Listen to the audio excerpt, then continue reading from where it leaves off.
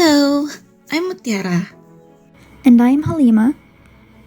Today, as the title suggests, we will be reviewing the movie titled Independence Day, which was aired in 1996 according to the liberalism theory of IR, which we all have learned in class. So, the movie tells about an alien invasion to Earth through the lens of President Whitmore, pilot Captain Stephen Hiller, and former satellite technicians David Levinson.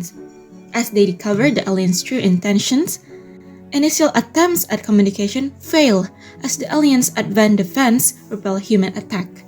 Faced with overwhelming odds, a global alliance formed. Ultimately, Levinson and Hiller infect the alien mothership with a virus, creating an opportunity for humanity to launch a successful counterattack, securing Earth's independence from the invaders. Throughout the Independence Day, there are many scenes that really line up with the liberalist theory of international relations. One good example starts at around minute 13:22 seconds when President Whitmore and a few of his selected political elites meet to decide if they should rise the alert level to DEFCON 3 after spotting alien ships. This scene shows how decision-making during crisis involves multiple people, not just one leader. It reflects a core idea of liberalism, individual matter in state decision, and there is room for negotiations, even in tense moments. Liberalism also tends to assume that human nature is generally cooperative and good in nature. You can see this idea pop up early in the movie too, around minute 18 and 52 seconds when the president and his cabinet are deciding whether to evacuate or stay put after the alien shows up. The president chooses to stay put. General Gray asks, what if they do become hostile? Which shows that their first assumptions wasn't the aliens were dangerous. They were holding onto hope that maybe the alien came in peace. Then, at minute 29 and 31 seconds, where Constance Pano, the White House communication director, gets a call from her ex-husband, David Levinson, warning her that the aliens might be up to something bad.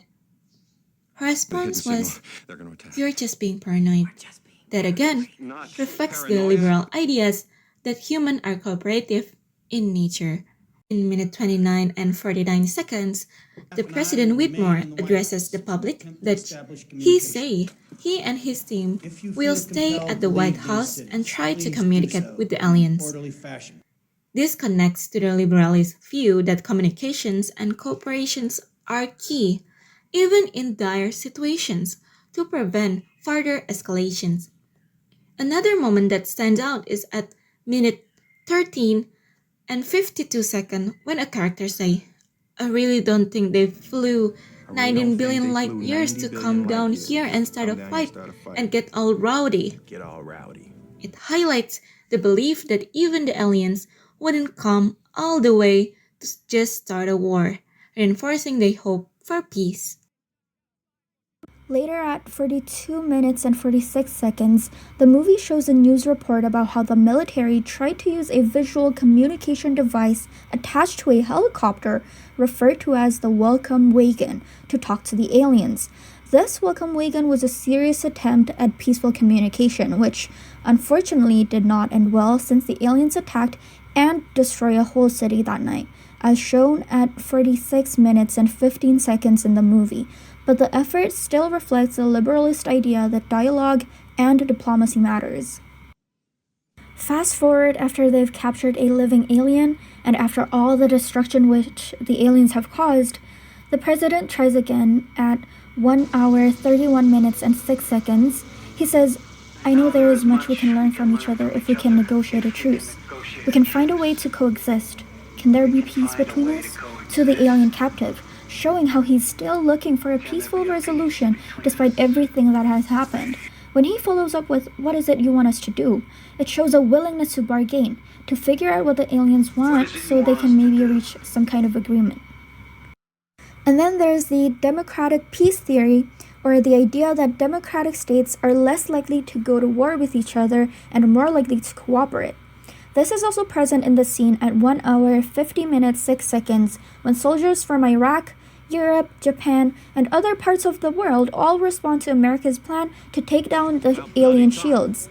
They are all on board. One even says it's about time, which shows they are ready and willing to work together towards a common goal.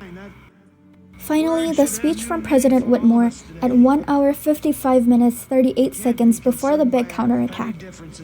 We can't be consumed by our petty differences anymore. We will be united in our common interest. Really highlights a core liberalist belief that shared or common interests can bring states together into cooperation. So these are all the movie scenes which we have found to correlate with the liberalism theory of international relations according to their key assumptions which we have learned in class over the semester. We hope that this can bring some insights on how theories like liberalism can be applied into not just real-life events, but also movies that we tend to watch in our free time. Thank you!